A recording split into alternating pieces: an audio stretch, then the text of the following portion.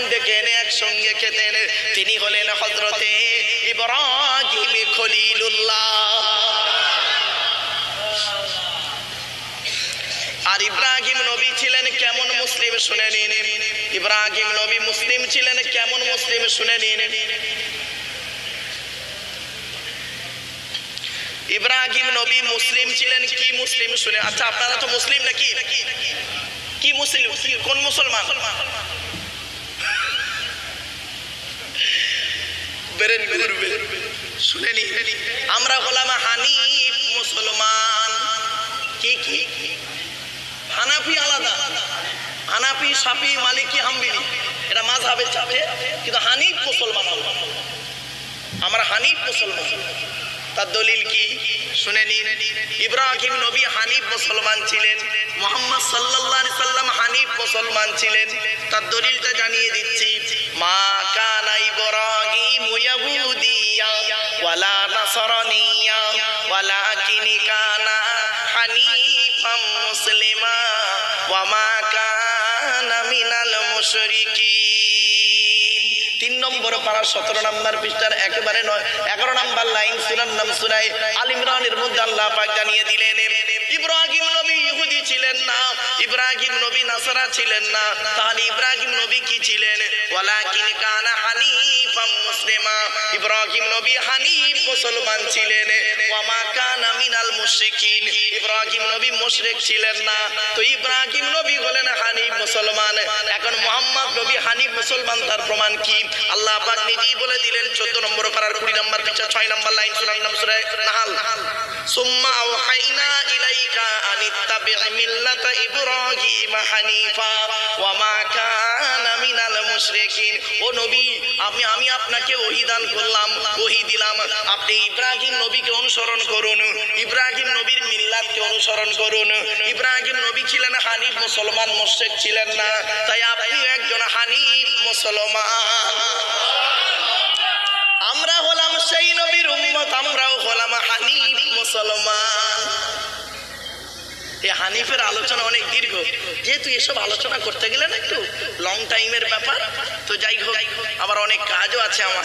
যাই হোক একটা কথা নয় বা চলে। এবার আসছি মুহাম্মদ সাল্লাল্লাহু আলাইহি। এবার অনেকগুলো সুন্নত আছে, তাহলে মুহাম্মদ নবীর সুন্নত গোটা কথা বলি। বলবো? ইব্রাহিম নবীর তো সুন্নত শুনলেন। ও বাবা, এক জায়গায় এরকম ওয়াজ করেছি, আর ইউটিউবওয়ালারা করেছে কি জানেন?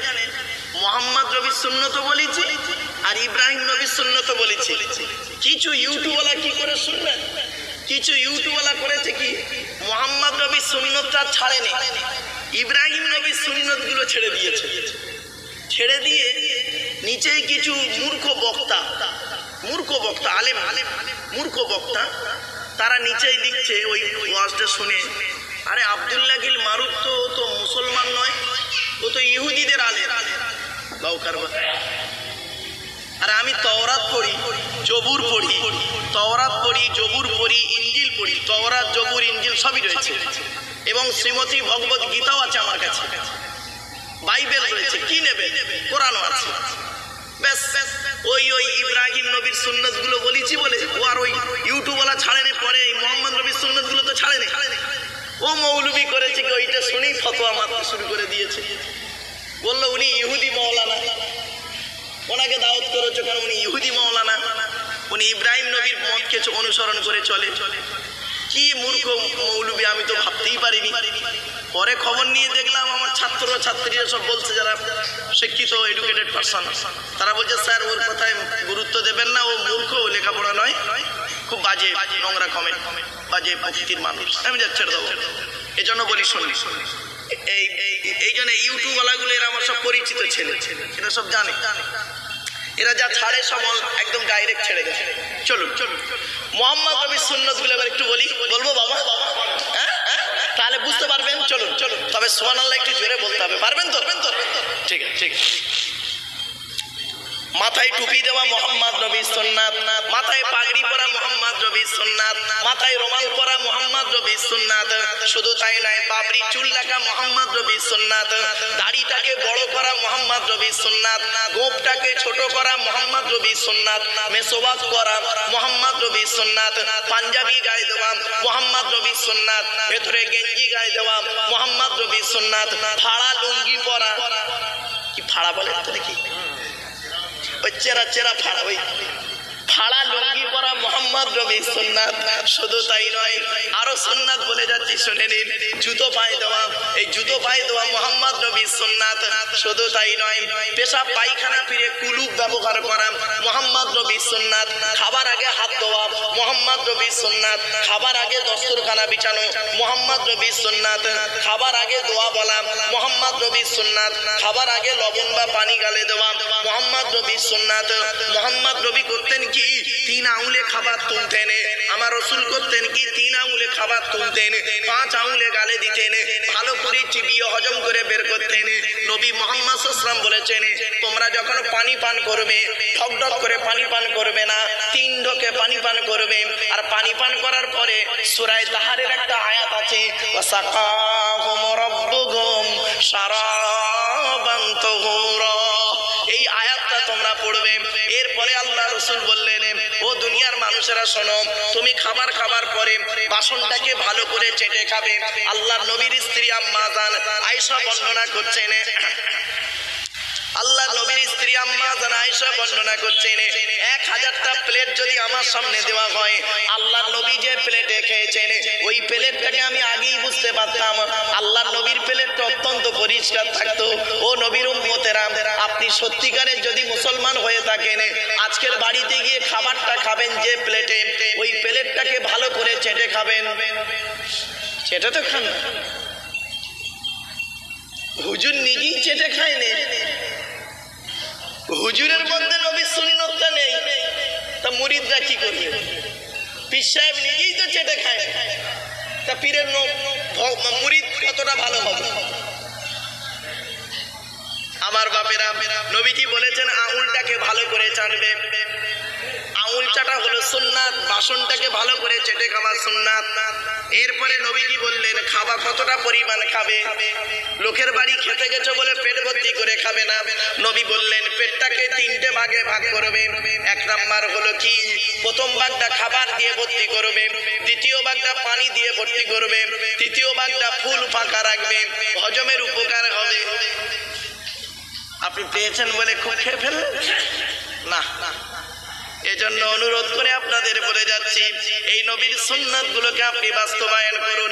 আরে নবী দিবস করছেন, নবী নবী নবী নবী করে চিৎকার করছেন, নবীর কি সুন্নত আপনার মধ্যে আছে? আপনি নবীর শানে খুব গজল বলছেন, নবীর শানে খুব মহব্বত দেখাচ্ছেন, কাজে কি করেছেন নবী? নবীর সুন্নাত আপনার মধ্যে কটা আছে? সেইটাই হলো দেখার বিষয়। আজ শুনে যান, আপনাদের কাছে বলে যাচ্ছি, আজকের বাড়িতে গিয়ে যে খাবারটা আপনিও খেয়েছেন, আর 1500 বছর আগে নবীও সেই খাবারটা খেয়েছে, ঠিক না? ঠিক। আচ্ছা, আপনারা ভাত খাননি, আর নবী ভাত খায়নি? আপনারা রুটি খাননি? বলুন না, নবী রুটি খাননি? আপনি মধু খাননি? নবী মধু খাননি? তাহলে আপনি যে খাবার খেয়েছেন, সে খাবারটাও নবীও খেয়েছেন। নবীর খাবারটা ইবাদত হলো, আর আপনার খাবারটা ইবাদত হলো না। কেন? কেন ইবাদত হলো?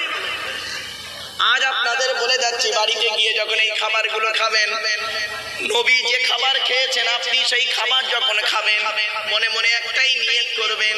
একটাই নিয়ত করলে ইবাদত হয়ে যাবে।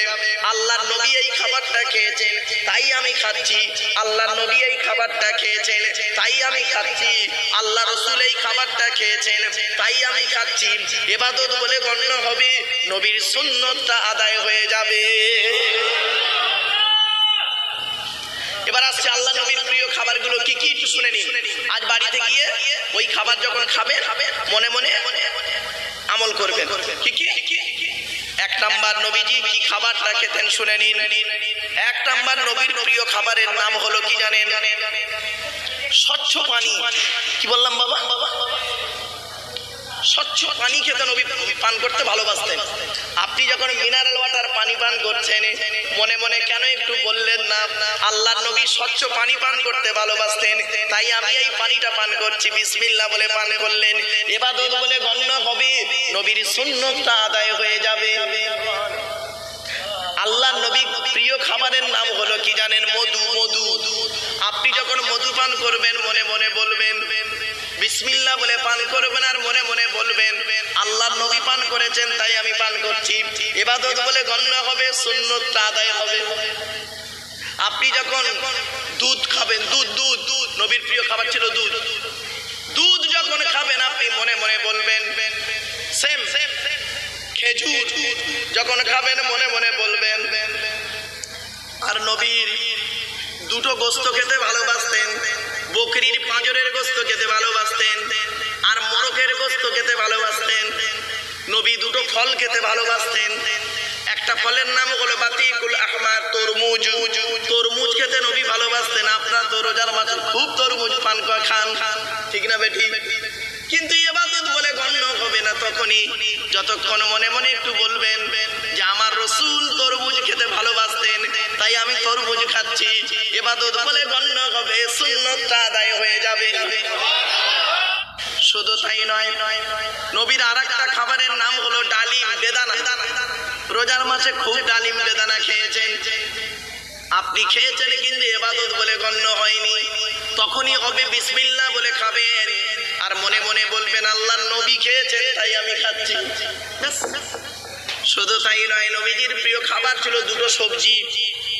দুটো সবজি খেতে নবী ভালোবাসতেন। এক নাম্বার সবজিটার নাম হলো লাউ বা কদু। কদুর সঙ্গে গোস্ত রান্না খেতে নবী ভালোবাসতেন। তো আপনি যখন গোস্ত কদু রান্না হবে বাড়িতে মনে মনে বলবেন আমার রাসূল খেতে ভালোবাসতেন তাই আমি খাচ্ছি, বিসমিল্লাহ বলে খাবেন, সুন্নতটা আদায় হবে, ইবাদত বলে গণ্য হবে। দেখেছেন এতদিন যা করেছেন না, নবীও খেয়েছেন আপনিও খেয়েছেন, কিন্তু নবীরটা ইবাদত হলো, আপনারটা ইবাদত হলো না। কারণ ওই জায়গাটায় খালি একটু সামান্য পার্থক্য ছিল, এই পার্থক্যটাই আপনার খাওয়াটা বেকার হয়ে গেল। শুধু তাই নয়, নবী আর একটা সবজি খেতে ভালোবাসতেন, কচি শশা। কি বললাম বাবা? কচি শশা। কচি শশা খেতে নবী ভালোবাসতেন। কানাডার টরন্টো ইউনিভার্সিটি অ্যানাটমি বিভাগের প্রফেসর, বিখ্যাত পণ্ডিত বৈজ্ঞানিক, লোকটার নাম হলো তাতা উইলিয়াম হার্ভে। উনি বলছেন মুহাম্মদ সাল্লাল্লাহু আলাইহি ওয়াসাল্লাম কচি শশা কেন খেত? আমি একটু গবেষণা করে দেখি। উনি গবেষণা করে বলছেন মুহাম্মদ সাল্লাল্লাহু আলাইহি ওয়াসাল্লাম কচি শশা খেতেন। কচি শশা খেলে কি হয়? শশা ব্রেনটাকে ঠিক রাখে, সুগার ঠিক রাখে, হার্ট ঠিক রাখে, ব্লাড ঠিক রাখে, বা পেট পরিষ্কার করে, লিভার ঠিক রাখে। শশা নিজে হজম হতে পারুক আর না পারুক, অপরকে হজম করে মাল বের করে দেয়। ১৫০০ বছর আগে নবী যে খাবারটা খেয়েছেন সেই খাবারটা আজ বৈজ্ঞানিকরা গবেষণা করে বের করলো। আপনিও যখন শশা খাবেন মনে মনে এটাই বলবেন আল্লাহ রাসূল খেয়েছেন তাই আমি খাচ্ছি। আপনি খিচুড়ি খাবেন আর মনে মনে এটাই বলবেন আল্লাহ রাসূল খেয়েছেন তাই আমি খাচ্ছি। আপনি মিষ্টি খাবেন মনে মনে বলবেন আল্লাহ রাসূল মিষ্টি খেয়েছেন তাই খাচ্ছি, বিসমিল্লাহ বলে খাবেন, ইবাদত বলে গণ্য হবে। আর কি হবে? সুন্নতটা আদায় হবে। আপনি ঘুমাতে যাবেন, নবী যেভাবে ঘুমিয়েছেন সেইভাবে আপনাকে ঘুমাতে হবে। চলুন দেখি নবী কিভাবে ঘুমিয়েছেন দেখি। নবী বলেছেন ঘুমানোর আগে কি করবে? ওযু করে নেবে।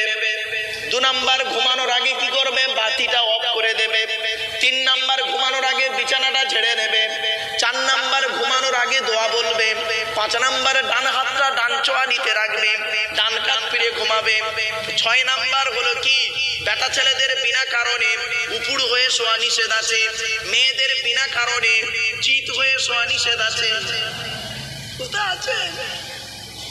আপনি মুসলমান, নবীর সুন্নত আপনার মধ্যে আছে বাবা, বাড়ি থেকে ভাববেন। বেটা ছেলেদের বিনা কারণে উপুড় হয়ে শোয়া নিষেধ, আর মেয়েদের বিনা কারণে চিত হয়ে শোয়া নিষেধ। কোথায় আছে? আরো আসুন কয়েকটা কথা বলি, হাতে টাইম আছে। একবার দরুদ শরীফ আল্লাহুম্মা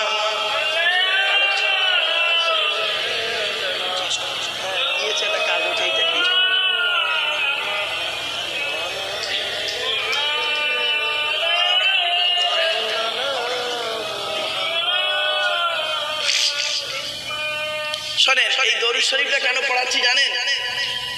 ভাববেন না যে নবী মারুফ সাহেব ভুলে গেছে বলে দরুদ শরীফ পড়াচ্ছে, না না না। আল্লাহর নবী বলেছেন মান সাল্লা আলাইকা ওয়াহিদাতান সাল্লাল্লাহু আলাইহি আশারা, যে ব্যক্তি আমার উপরে একবার দরুদ শরীফ পড়বে নামায় আমলনামায় 10টা নেকি লিখে দেবে। কেন দরুদ শরীফ বারে বারে পড়াচ্ছি? আল্লাহর নবী বলেছেন মান সাল্লা আলাইকা আশরান ফি আউয়ালিন নাহারি